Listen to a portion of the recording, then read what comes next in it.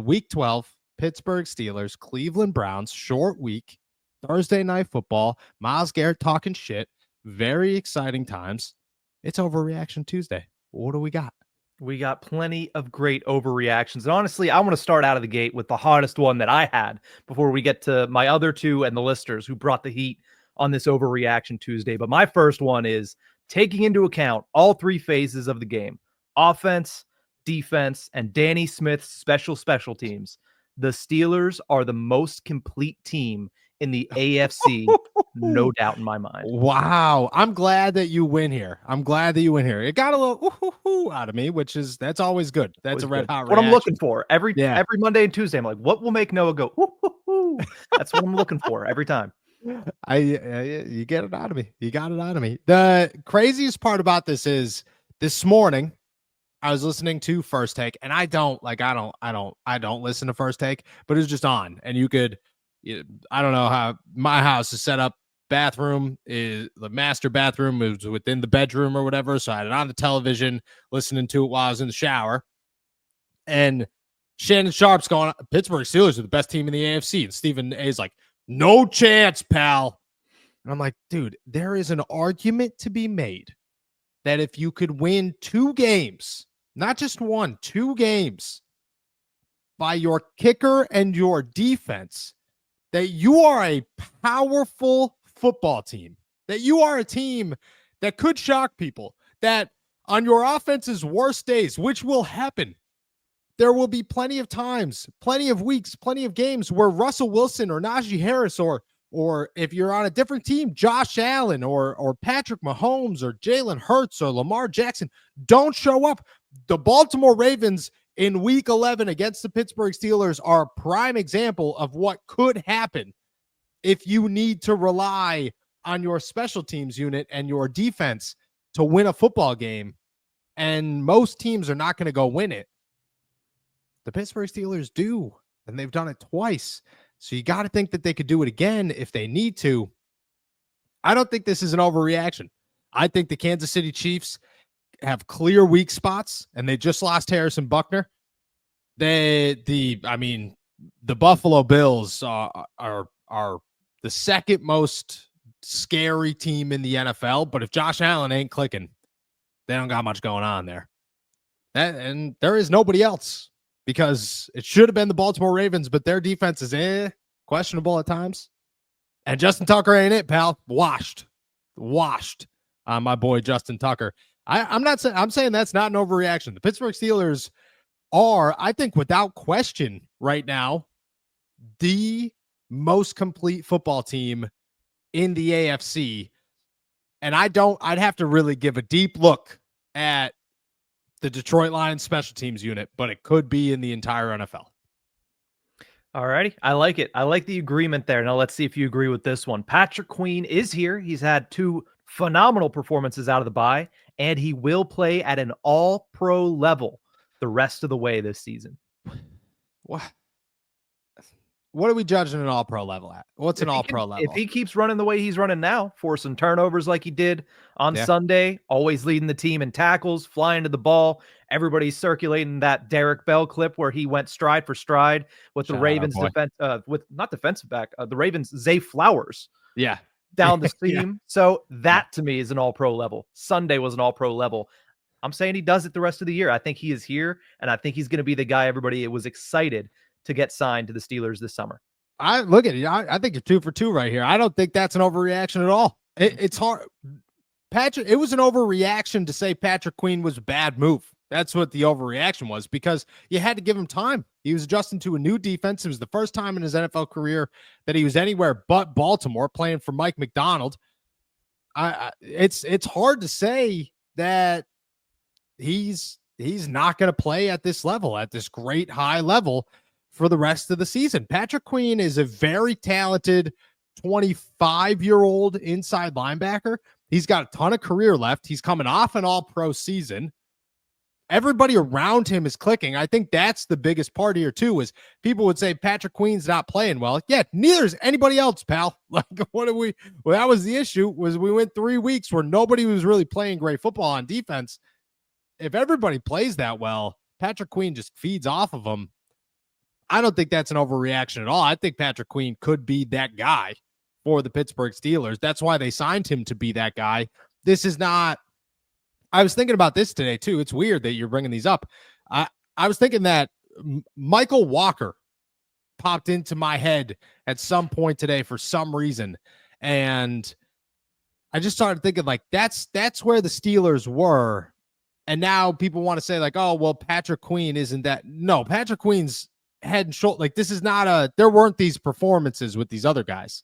There weren't these performances with Miles Jack or Devin Bush or Robert Splint. They're here with these guys. So with Patrick Queen and Peyton Wilson and Landon Roberts. So I mean, no, I'm going to say that's not an overreaction either. I think you're 2 for 2 here. All right, this one might get you because every time I bring up a Najee Harris one, you say I go a little bit too far. It's all right. That's all right. But we'll see if you do it this time. Najee Harris is about to go on a, in all caps, generational run for the Steelers in the playoffs. Generational run. What was the last? I mean, he is the next generation besides the last generation to have a generational run in the playoffs at running back. I mean, was Willie Parker. That was it for the Steelers. Yeah. Are we talking just Steelers? Or are we talking everybody? We'll stay just Steelers. We'll temper it a little bit. But I was thinking, I was like, well, probably Todd Gurley. But I was like, oh wait, no, Steelers. Sorry, yeah, Willie Steelers. You get Todd Gurley. You get. I mean, there have been, I think a few to be honest with you. I mean, you could add Isaiah Pacheco last year into that. He was a tear in the playoffs. Yeah, I mean, it could happen. The Steelers got to win some playoff games. That's where it becomes a question mark. I'm not going to say an overreaction, but a question mark, because you have to win playoff games to be able to go on a generational run. You can't just have one great game and then you lose and then it's over. So you'd have to win some football games. That could come down to Najee Harris. That Najee could be the reason that the Pittsburgh Steelers do win some playoff games. That's definitely something that could go down, or definitely a reason that would give him more juice to this generational run. I mean, there's a possibility, but it depends on who you're playing. You know, you're going to have to probably play Baltimore. You might have to play the Chargers, which they have a pretty good defense right now. And Jim Harbaugh in the playoffs intimidates me a little bit. You might have to play the Denver Broncos that have a pretty sound defense. Probably Kansas City. Buffalo also has a good defense. The road will be tough. But I'll tell you this. Why it's not an overreaction is if the Steelers are contenders, which I believe they are contenders, real life, serious, like don't sleep on them now, pal. Don't you're either jumping on the bandwagon before it's too late. Otherwise, you're going to look like a fraud in a couple of weeks. Contenders, Najee's going to have to beat Najee, and Najee's going to have to go on a run, and he's going to have to be dangerous in the playoffs. So I mean, you got me at first. Generational run, it intimidated me a little bit, but I'm going to say this one's also not an overreaction and could definitely happen. All right. Shout out to Unlimited Moonballs, who says Marshawn Lynch had a generational run. Yeah, he was. Yeah, he was on my list. He was on my list as well. He was the name that popped into my head when I realized you were talking NFL. Was I don't know, dude. I don't know if you could beat the Marshawn. Like his one game alone that's a generational run. If Najee does that, it's good enough. That's a generational run in my head. Let's jump over to the listener submissions from earlier today. Joe Schmo says the Steelers are on the verge of another dynasty. JPJ, Frazier, McCormick, Benton, Muth, and Herbig will all be Steelers for their entire career. Dynasty. Okay, so I have had this conversation with Troy Polamalu before, okay? And he has told me, and I know he's said it on the pivot before too. So I've heard it on the pivot. I heard it on the pivot before I've talked to him about this. So I won't take the credit. But he has said that he does not consider his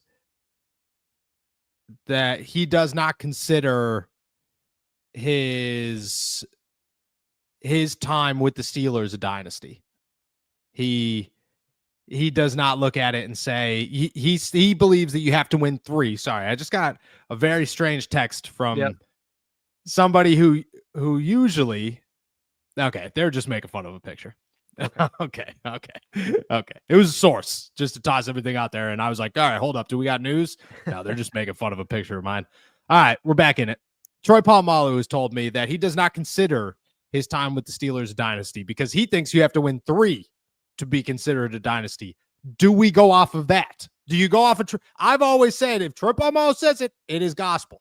I don't know if everybody else agrees with me on this because if we do, oh, man, 3 is tough, pal. 3 is with no quarterback situation. Mm-hmm. Like you're very lost at quarterback after the season. Maybe you got Russ, but is Russ going to win you 3 more Super Bowls? Is Russ going to win you 1 Super Bowl? I don't know. Where do you go from here? You have that massive question. Is Arthur Smith going to stick around long enough? That's another huge question because you need all your pieces together, which the Steelers might luck out there. That Arthur Smith might not be looking for a head coaching job. He might love what he's doing, and that's totally fine, and he's here to stay forever. And if that's the case, that works in your favor. And TJ and Cam and those guys, they're getting old. TJ's 30 years old, man. Does he have 3 Super Bowls in him? I'll say this. The building blocks for the next generation of the Pittsburgh Steelers are in place. Can they win a Super Bowl? Certainly. Can they be an AFC North dynasty again, where they just dominate the AFC North and they are the favorite, and back to Ben Roethlisberger and the Killer Bees and the James Harrisons and the Troy Polamalu's of like, they are going to win the AFC North. There are no questions. The Ravens will have to have one extraordinary year to beat them. That's a possibility. Winning 3 Super Bowls, if that's what we're going to listen to, I don't know about that one. That's an overreaction in my head.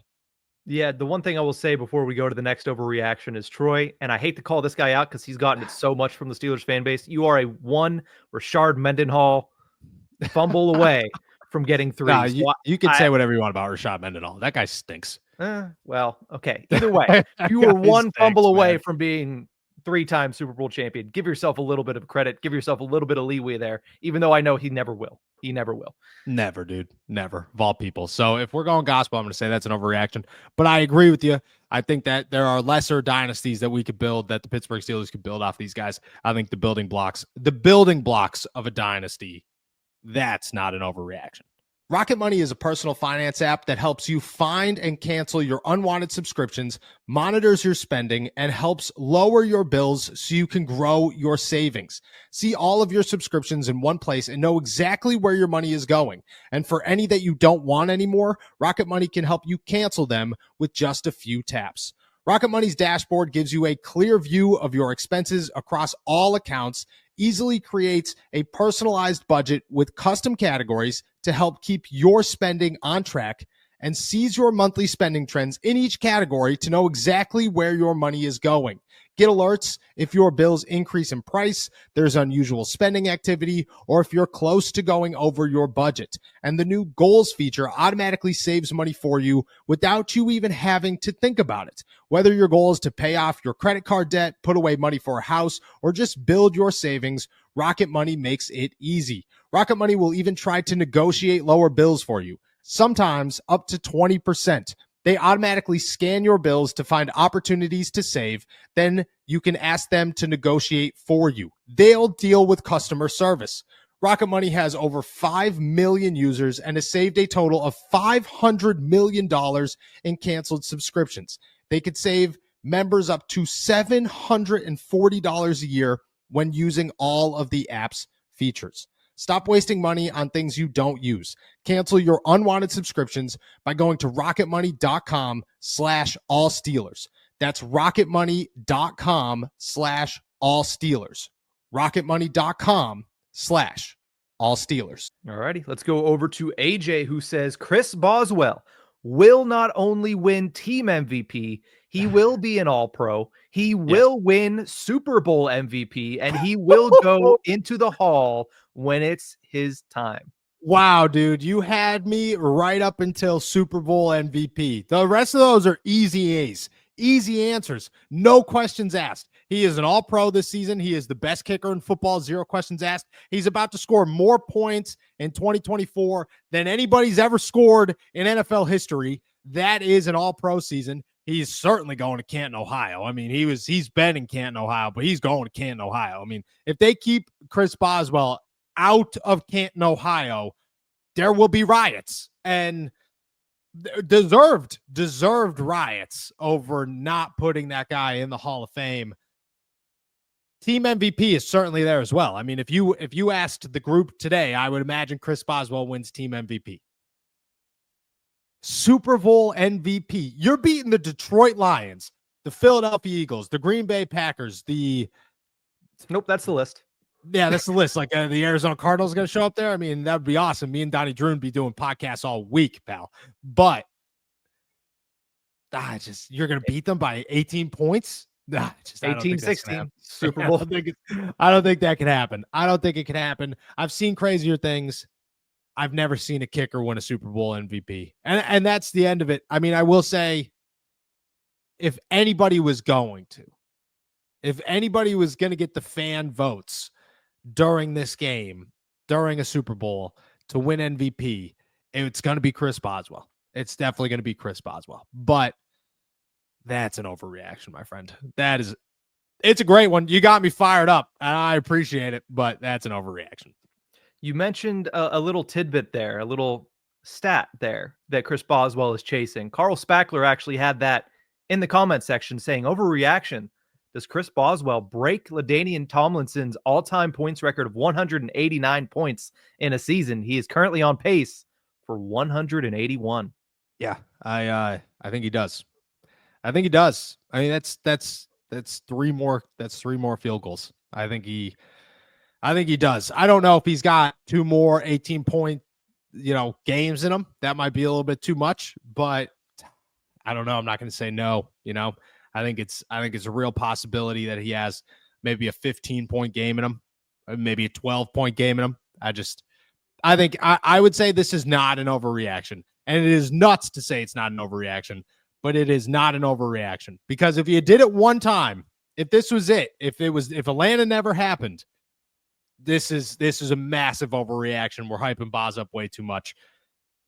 It's twice, man. This has happened 2 times. Is, in the words of Mike Tomlin, 2 times. That is a trend. That is a pattern.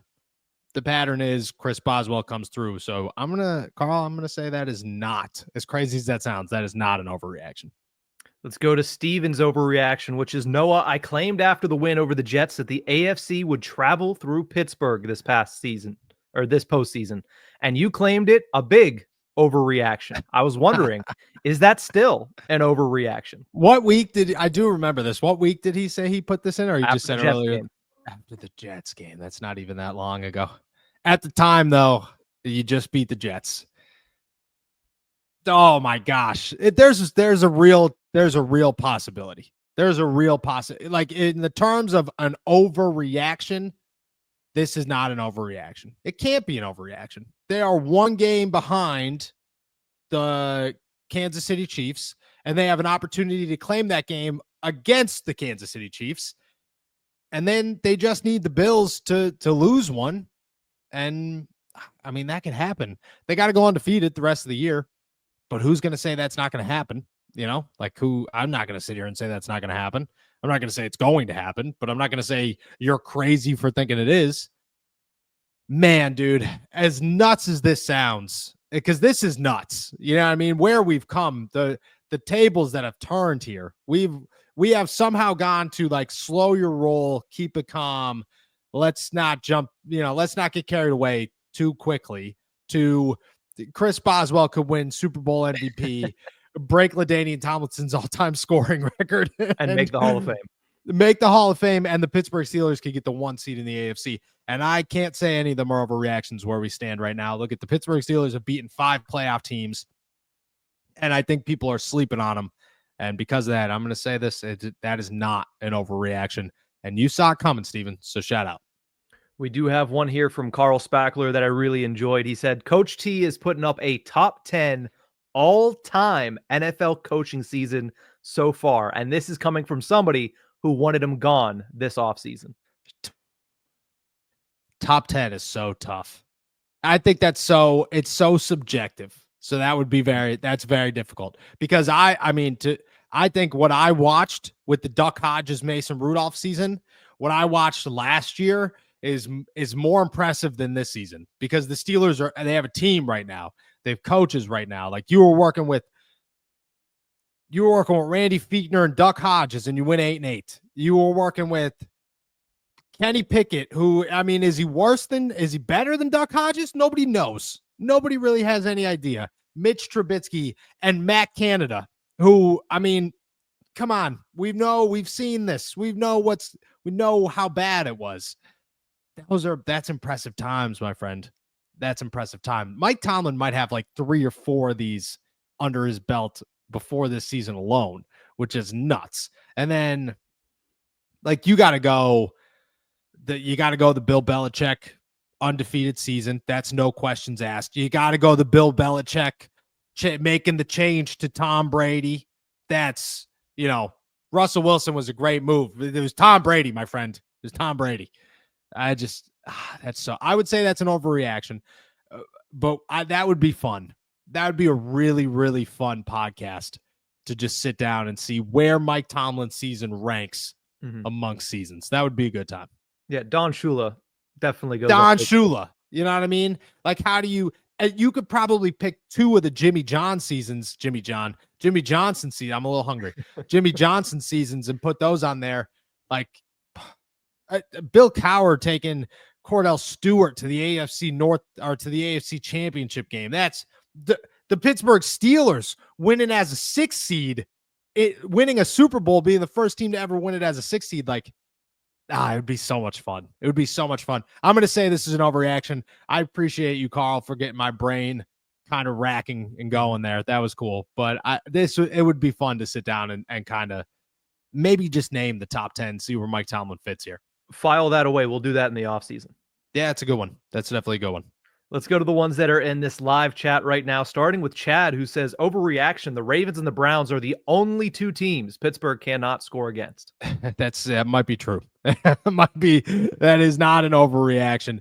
The Baltimore, if you go back and look at their games, I did it yesterday, and it's absurd. It's like 2 of them have hit 20 points in like the last 6 years or something. It's crazy. And then Cleveland, man, that's why this one's not going to be easy on Thursday. Cleveland's always Cleveland. It's not Cincinnati. The Steelers beat Cincinnati. They have a much easier time against Cincinnati than Cleveland. It's Cincinnati's the middle child that nobody really remembers. That's who Cincinnati is. The Cleveland Browns, the Cleveland Browns are like the jerk older brother that you just kind of, you're going to beat up a little bit. So I would agree. This is not an overreaction. Those are the only 2 teams that Pittsburgh can't score against. And it holds up every single time, and it would not surprise me if it holds up this week as well. Chad has the second one here saying, overreaction, TJ Watt will have 5 sacks this week against the Cleveland Browns. 5 sacks. I'll tell you why this is not an overreaction. Not an overreaction. It's not an overreaction. If 5 sacks has happened already this season, Aiden Hutchinson proved, I hope he's doing well, proved that could happen. Okay, so it's not an overreaction to think that 5 sacks is impossible. The Cleveland Browns just lost DeJuan Jones. Jedrick Wills is a giant question mark to what's going on. You want to know who their star, and I get it, TJ plays on the right side, but you could switch it up. You could definitely do a little switching here and just, toss TJ to the other side and see what happens. But their right tackle right now is Jack Conklin. Okay, great, awesome. That's a bona fide starter right there. You want to put TJ on the other side. Chances are he's going against Jermaine Afidi, who hasn't started a game at right tackle or left tackle, ever in his life. He's a right guard who's about to start at right tackle for left tackle, for the Cleveland Browns. If I'm the Pittsburgh Steelers, I'm saying, hey, TJ, I get it. You're not as good on that side. You're just good enough. Go ahead, have a good time, have a field day. I'm not going to say that's impossible. I'm just not going to say it. And Myles Garrett's talking smack. Just the overreact. If we're talking over, I'm not going to guarantee it. This is not a bold prediction. This is an overreaction. And I'm saying, Chad, that is not an overreaction this week. We're going to finish it off with our guy, Unlimited Moonballs, that says, overreaction. The Justin Fields package is what convinces Justin Fields to stay in Pittsburgh next year. I think Justin's a great human. I enjoy talking to him. I enjoy his presence in the locker room. I enjoy his presence on the football field. I think everybody else agrees with me. I am going to enjoy it next year when he signs with the team with an opportunity to be a starting quarterback. And that is what's going to happen. That's an overreaction. I would love for Justin Fields to stay. I think everybody in Pittsburgh would love for Justin Fields to stay. I think having him and Russ would be incredible. But Justin Fields isn't going to spend his career sitting on the bench in Pittsburgh. He's going to go somewhere else and become a long-term starting quarterback, or at least try to. So I'm going to say that's an overreaction. Justin Fields, in my opinion, is headed to Vegas, to Cleveland, maybe, which would stink. No, Cleveland. don't do that. That's a possibility, though. It's a real possibility. There will be names, and Justin will go somewhere else. 400,000. That's how many men have rescued their nuts from stiff, unforgiving jeans, all thanks to the Perfect Jean. These jeans have enough stretch to accommodate Thanksgiving dinner and are comfy enough to wear all day watching Sunday football. Plus, even though they feel like sweatpants, they look good enough to be your go-to pants for date night. The Perfect Jean has the perfect size for everybody, and we mean everybody. They've got 6 different fits, waists running from 26 to 50 and lengths from 26 to 38, which means there are over 5,000 possible combinations of pants for you to choose from. So if you're a short king or actually 6'5", if you love a loose fit or are still in your skinny jean era, or if you're bulking up or cutting down, the Perfect Jean is the perfect option for you. For a limited time, our listeners get 15% off their first order plus free shipping at theperfectjean.nyc, or Google The Perfect Jean and use our code ALLSteelers15 for 15% off. It's finally time to stop crushing your balls in uncomfortable jeans by going to theperfectjean.nyc. Our listeners get 15% off your first order plus free shipping, free returns, and free exchanges when you use code ALLSteelers15 at checkout. That's 15% off for new customers at theperfectjean.nyc with promo code ALLSteelers15. After your purchase, they'll ask you where you heard about them. Please support our show and tell them we sent you. Fuck your khakis and get the Perfect Jean.